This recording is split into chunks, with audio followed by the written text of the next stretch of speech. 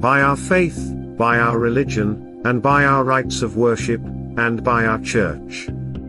By that liberty which binds us to our lands and our country. He had sworn with an oath to defend his people, his rights, and his country, and his religion. For the freemen had sworn, or covenanted, to maintain their rights, and the privileges of their religion, by a free government. Are these the thoughts and words of patriotic American citizens? If you believe the Book of Mormon to be a truly ancient history, then these are the thoughts and words of BC-era native Indians. One of many clues that the Book of Mormon is not an ancient history, but a product of 19th century Americana, is that it is full of anachronisms.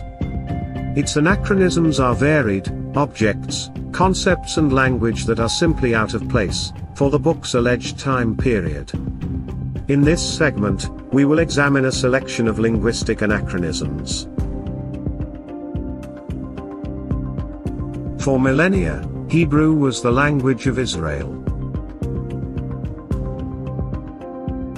Around 600 BC, King Nebuchadnezzar captured Jerusalem, and began exiling the Jews to Babylon.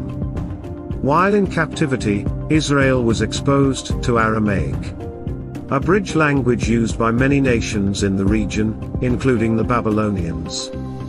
Judaism's collection of scripture, the Old Testament, was entirely written in Hebrew, with a few verses in Daniel and Ezra, composed in Aramaic, during and after the Babylonian exile.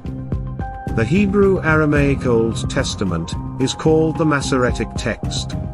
It is the authoritative text of the Tanakh, the Jewish Bible. After about 60 years captive in Babylon, the Jews were allowed to return to Israel in 538 BC. 2 centuries later, Alexander the Great rose to power and conquered Israel. His empire spread Greek culture into Asia and North Africa. This Greek influence was called Hellenization. Consequently, Israel was exposed to another bridge language, Koine Greek, meaning common Greek, unifying the language across the Grecian Empire. This is when the Old Testament was translated into Greek, called the Septuagint. About 260 years later, Israel would be conquered again, this time by the Roman general, Pompey the Great. While Latin was the language of Rome, the eastern part of the empire retained Greek as its primary language.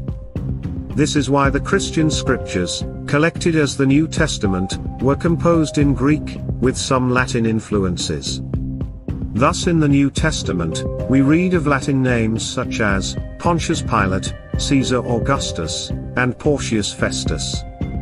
And thanks to the Roman occupation of Israel, we read of Latin military terms, such as legion, centurion, and praetorium. And we see Latin coinage, such as the denarius, assarion, and quadron, enter the biblical vocabulary. The New Testament authors quoted from both the Hebrew Masoretic and the Greek Septuagint. As Roman influence grew, the biblical texts were also translated into Latin. By 405 AD, Jerome completed a Latin translation of the entire Bible, called the Latin Vulgate, which became the official Bible of the Catholic Church.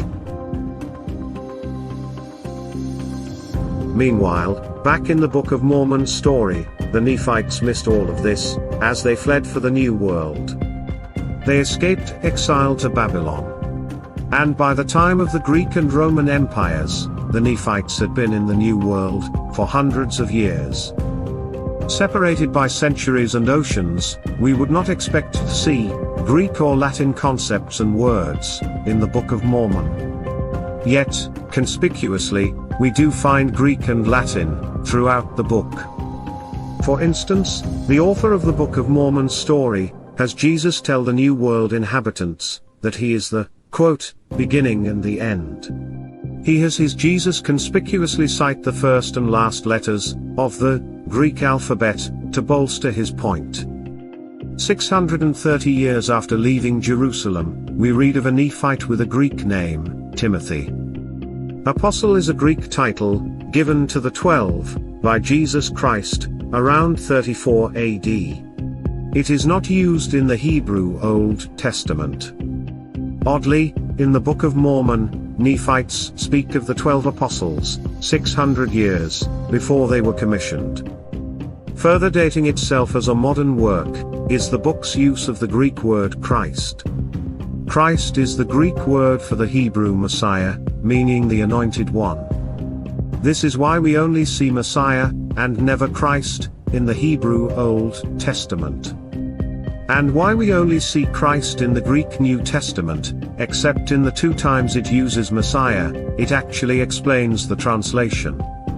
We have found the Messiah, which is, being interpreted, the Christ. I know that Messiah cometh, which is called the Christ.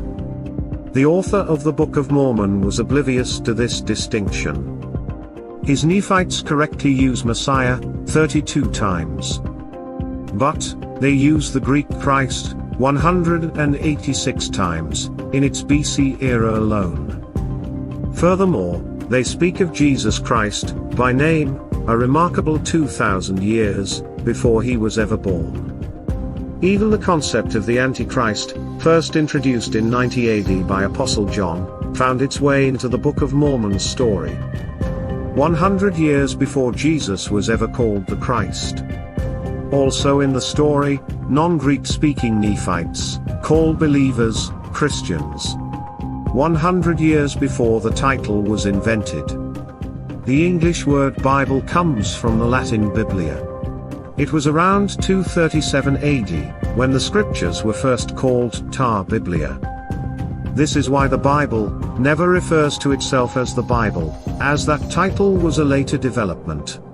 Yet the 1830 AD, 550 BC Book of Mormon does.